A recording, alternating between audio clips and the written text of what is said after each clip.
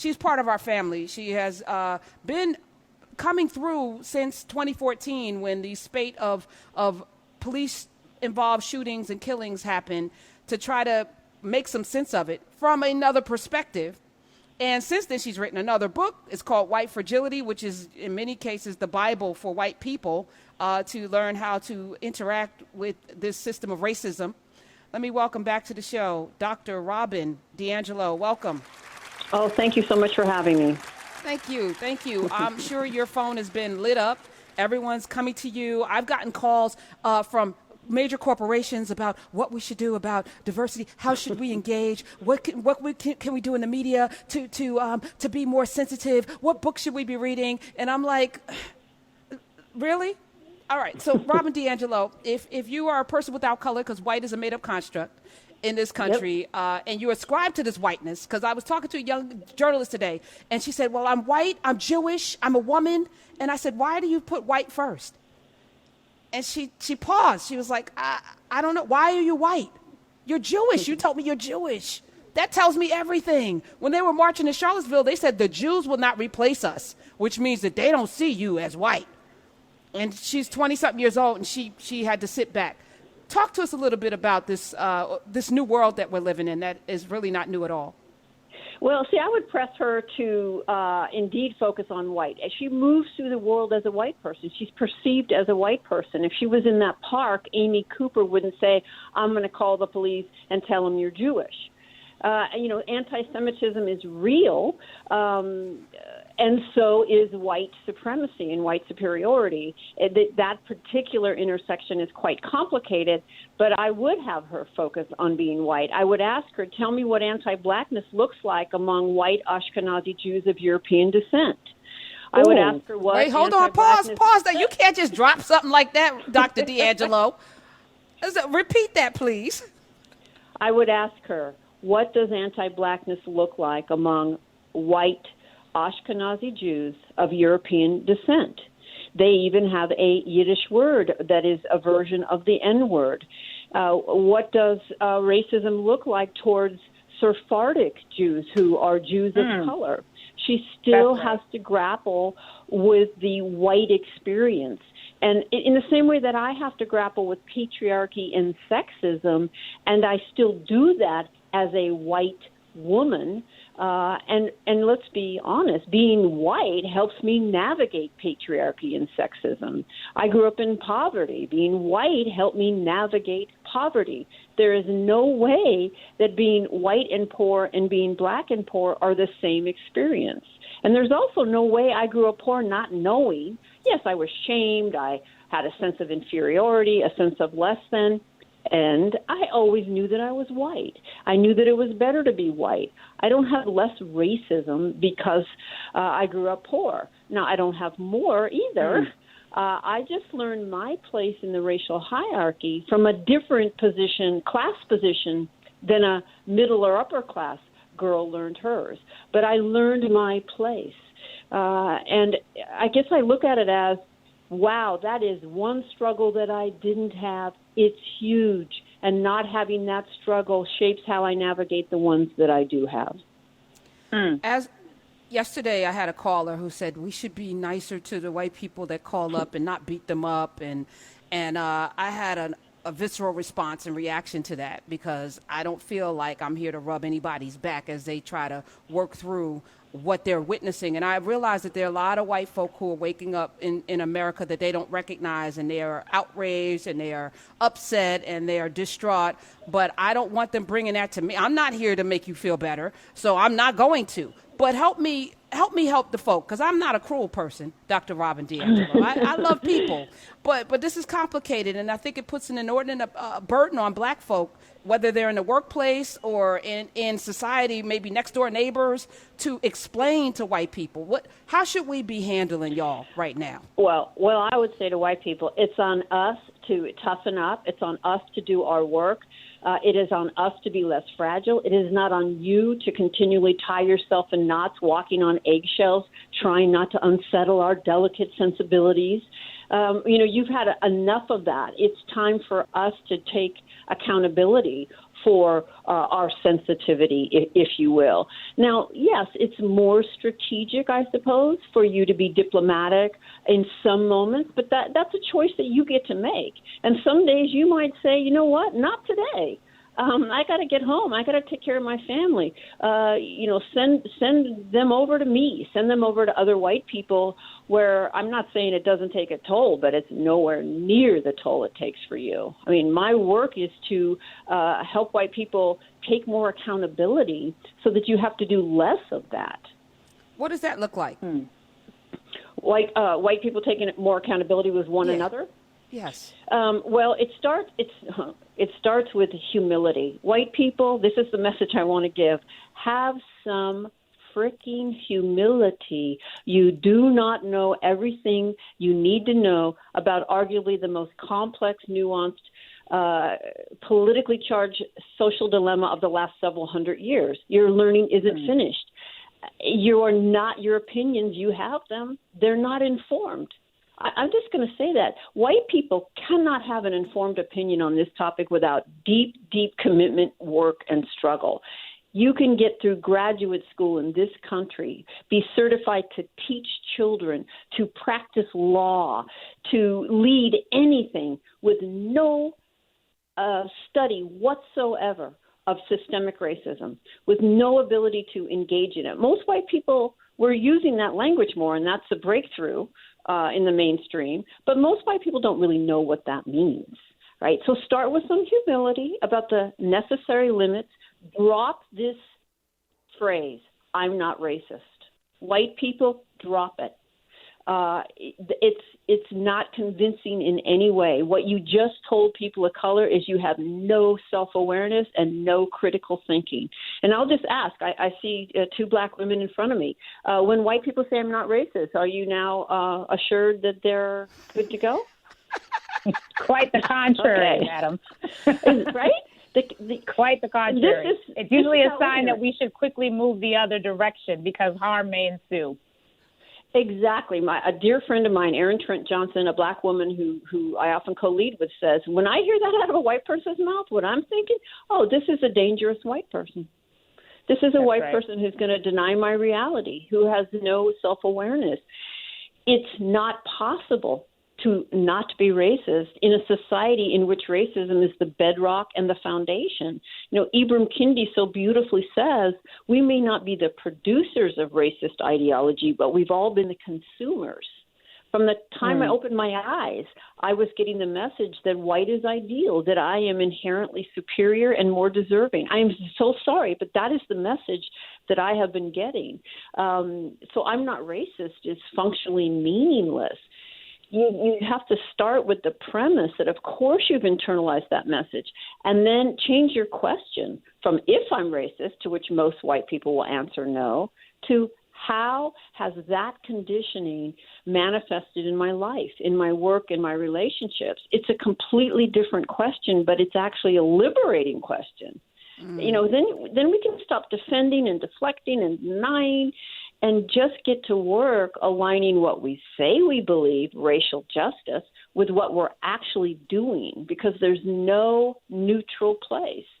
The status quo of our society is racism.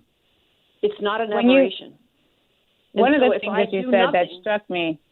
Yeah. No, sorry. Thank you so much for that commentary. One of the things that you said that struck me is that whether or not you are a producer of racism is irrelevant. It's really about our consumption of white nationalist ideology or white supremacist ideology, as it's sometimes called, although we're changing that language, Karen.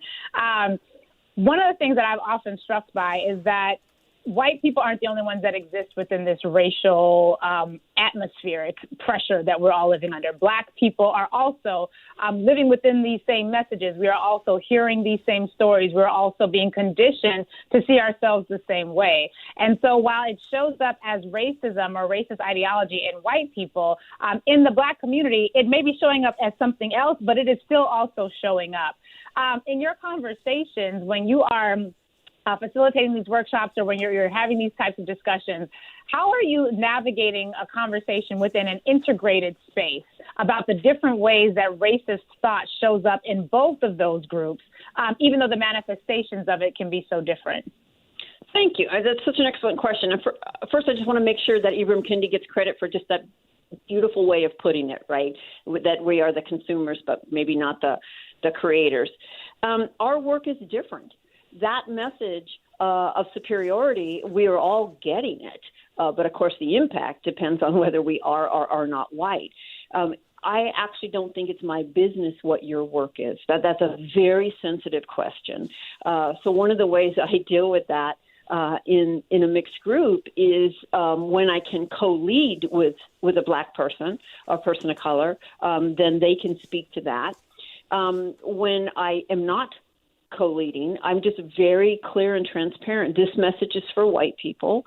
White people will never understand what we need to know about racism if we only listen to white people. But to leave us off the table as if we're outside of this has not been the approach that we should be taking.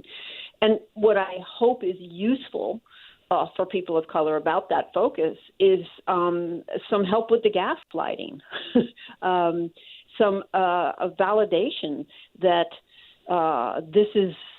this is happening, this is real. To have a white person admit to it. For a lot of people of color, it's like, I've never heard a white person admit to this. So thank you for, 90 minutes, you bore that burden and took it off my shoulders. It also, I understand there can be some resentment, right? You've been saying this.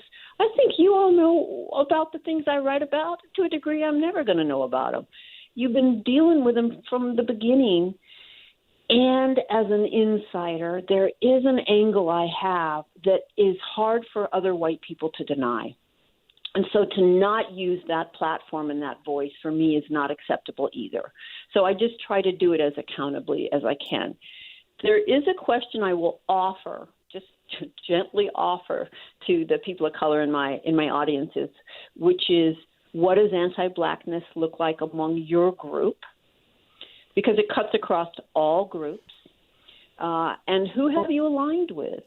And I'll be blunt, for Asian heritage people, that's a question for them. Who have you aligned with? And what have been the rewards and what have been the consequences for that alignment? Have you taken up with the struggles of Black Americans in this country, or have you not?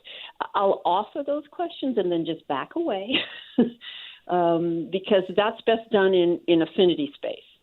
That is super important. We had Jose Vargas on, Antonio Vargas, and he talked about the same thing. And his turning point in his life was reading The Bluest Eye by Toni Morrison. It opened his whole entire life to this notion of racism that as a Filipino, he didn't, and it's very anti-Black in his community and his culture. Trending today was a Haitian versus Dominican Republic thing on Twitter. Like this battle. So there's even within our diasporic family, this anti-Blackness that is permeated because the system of anti-Blackness is so powerful. I don't know if I can do this, Dr. D'Angelo, but I would love for you to help me. First of all, I want to change the terminology of white supremacy because I think that that's something that actually encourages people. Because then you're saying I'm supreme, and who wouldn't want to be supreme or all powerful or so I want to dismantle that. But this notion of whiteness is just false, and I don't know what we do. You've been called a race traitor. People come at you. You have been threatened because how dare you do this? How dare you go against your race? And I'm like, what is the race? Please tell me, what is it? Well, first I want to say when groups of color fight amongst each other, who does that serve? White power structure. That's right. Right. That's right. I just wanted to point that out because white people love to focus on that and say, see, they're not getting along. But I would say that none of that happens inside of a vacuum. Here's what I know my people, and we are wily creatures.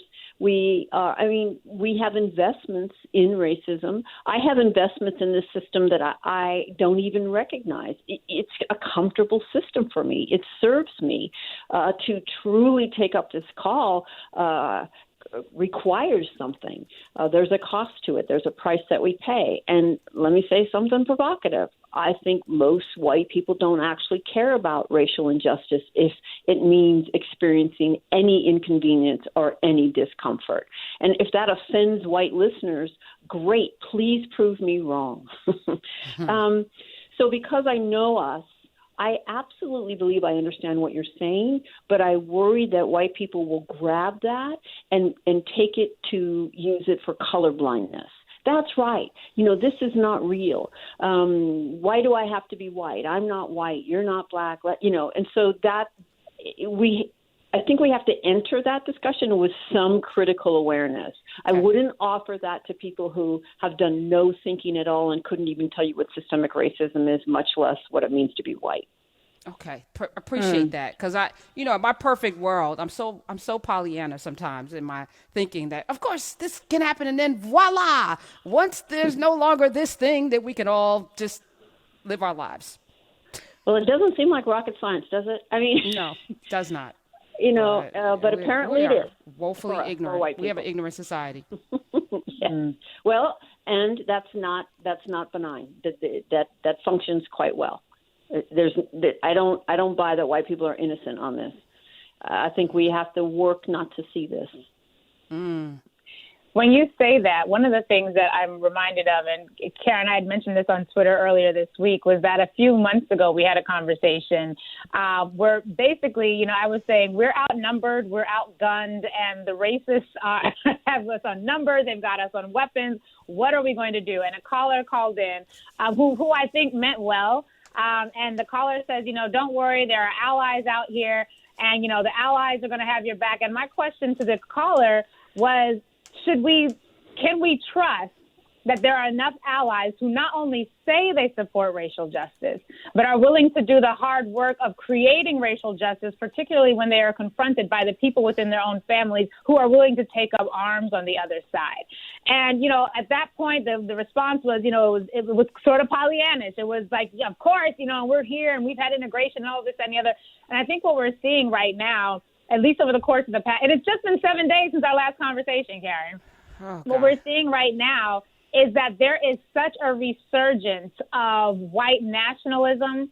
And, there was a video that was ultimately taken down off of Twitter where a person who was basically a Second Amendment rights advocate was saying that he and everyone like him are just waiting for the president to give that tweet, to send that special text message so that they can come out with their guns and end this whole thing in under an hour. And one of the things he said that struck me was, you're not even going to know who's coming. You're not even going to see us coming because we've just been here going to work, minding our business, practicing at the range, basically, and we are ready to end this in under an hour, and we will basically F you up 6 ways from Sunday.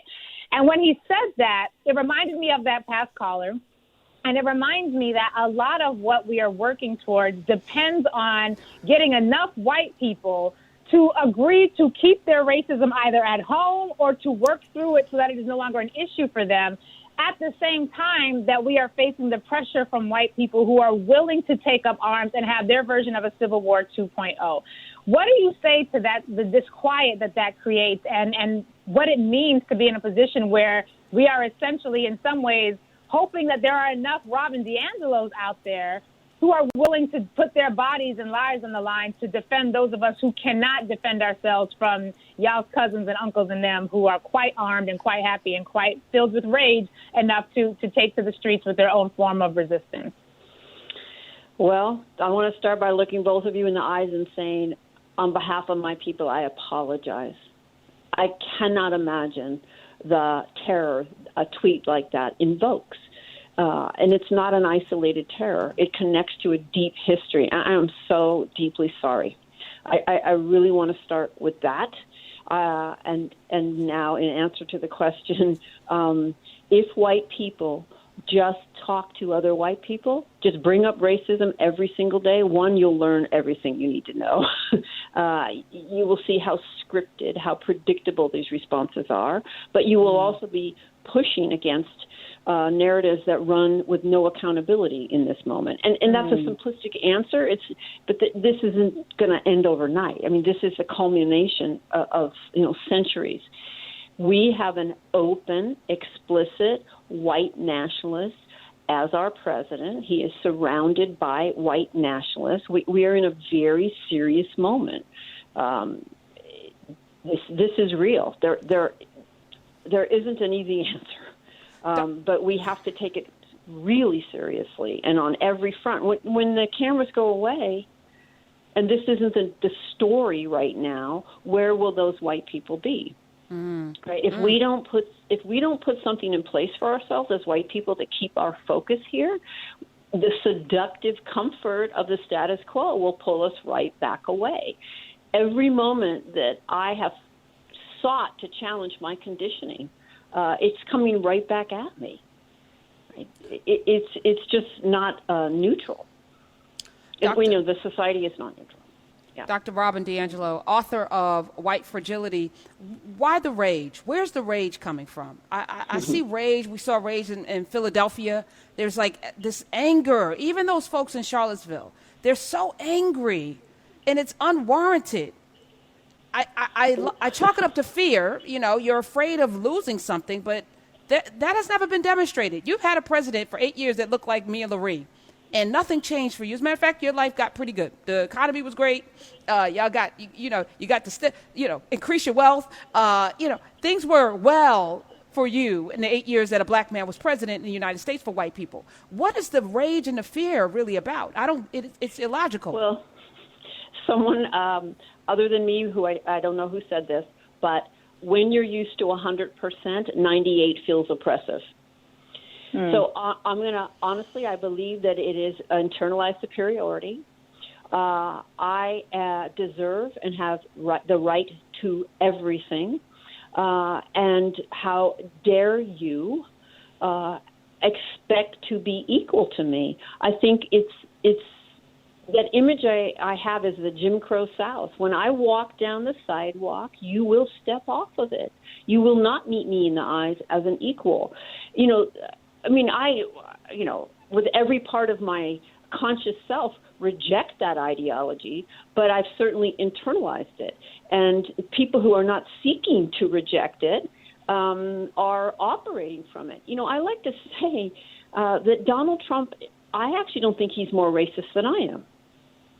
Right? So everybody, just breathe when I say that. There's nothing that comes out of his mouth that I don't recognize. He's not saying, what? What are you talking about? He's saying things we are familiar to all of us when he talks about Mexicans and rapists and thugs. These are old narratives. I have them too. And any white person who says they've never been shocked at a thought that flashed across their mind would be lying, right? There is a difference between me and Donald Trump, and that is that I seek to challenge that conditioning, and he embraces and amplifies and lives by it. So I think there's a place where we have to be honest about the message that we are better and we do deserve more. And I think what the rage is umbrage at 8 years of the audacity, may I say the word uppityness, of Michelle and Barack Obama. That's particularly from white men. Those alpha males. I don't think it's just fear. I'm sorry. It's not just fear. It's entitlement. It's how dare you tell me to put my dog on a leash. Folks want to talk to Dr. Robin DiAngelo because they read your books and stuff. Let's head over to Janice in Maryland. Welcome to the Karen Hunter Show.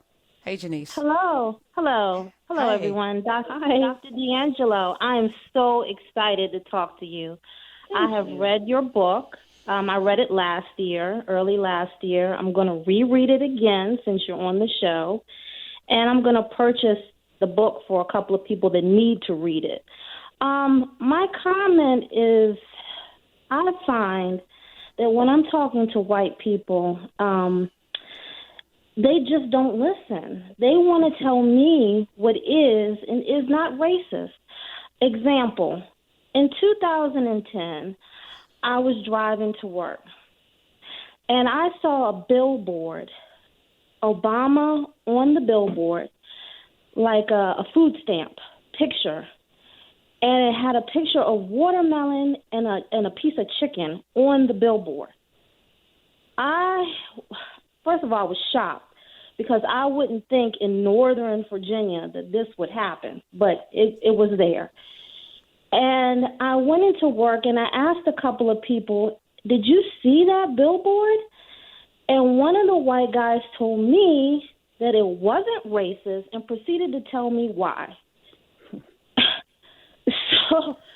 So I think that I was, obviously I can't get into a back and forth at work, so I just left, his office. But how do I get them to listen? Because they have a listening problem. This is a great dilemma, right? Like, teach me about racism, and then you share, and then no, I don't think so. I don't agree with that.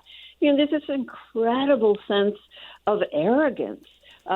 This idea that white people are the ones who are unbiased and objective on racism. That's actually absurd. I think white people are the most biased and the most non-objective and played the race card, which, of course, is nothing is race. Sometimes I ask myself, what qualifies as racism in the white mind? So, having said that, I just wanted to affirm your experience with this guy. I would send him to white people. You don't have to throw your pearls. This is a choice, an empowered choice that you can make. Today is not the day that I want to be invalidated. So tap that white progressive who claims to be anti-racist and say, you go talk to your people. You go take him on. He's a little more likely to be open to that person. And it certainly isn't going to hurt in anywhere near the same way if, a debate ensues. I love that. Janice, thank you for your call. Let's head over to John in New Jersey. You're on with Dr. Robin DiAngelo. Welcome to the Karen Hunter Show. Well, thank you so much.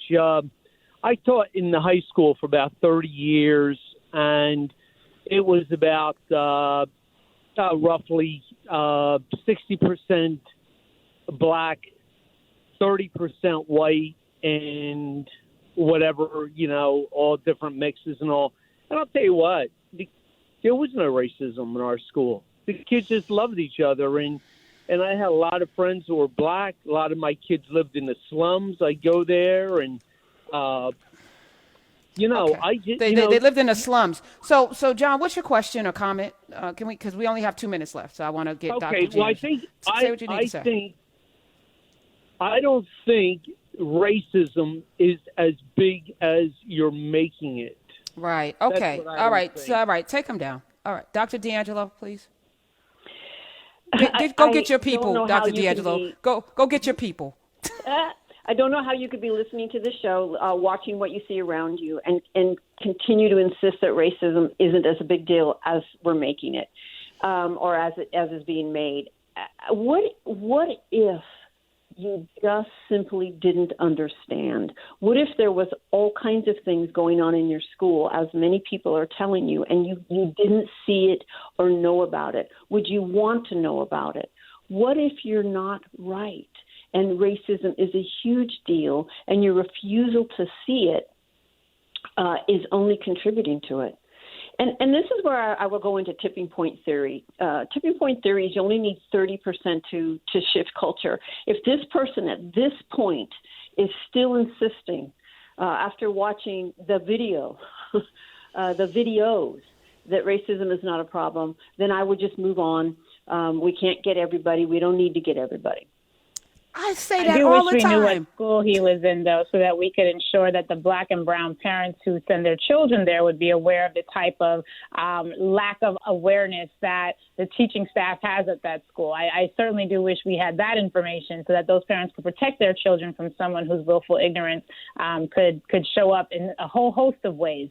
I would be willing to look at the disciplinary policies of said school. I'd be willing to look at who's getting access to AP courses. I'd be willing to look at who's getting access to the gifted and talented programs as opposed to the special ed programs. What are the disciplinary and expulsion and suspension rates in that school? There are a whole host of independent measures that we could look to that would inform your ill-formed opinion about whether or not racism was actually a thing at said school. I'm just saying these are knowable things. One need not exist in the abyss of lack of knowledge forever. Especially not a teacher, which is a whole other, that's a whole other show. Dr. DiAngelo, you have to run. I am so grateful that you stuck around to be with us. I would like you to come back in more frequently. We talked about this before, having you in last time you were in New York, you were in our studios. And so Thank now you. we can I love zoom being in. on your show. Can I just recommend two Yes, books for white people? absolutely. One is Yes. Layla Saeed's Me and White Supremacy Workbook. It's a book you do not read. And one is Dr. Eddie Moore's 21-Day Challenge. These are active things that white people can do so that we can stop going to you and asking you what we should do. Repeat them, Dr. Eddie Morris. Dr. Eddie Moore's 21-Day Challenge and And Layla Saeed, Me and White Supremacy Workbook.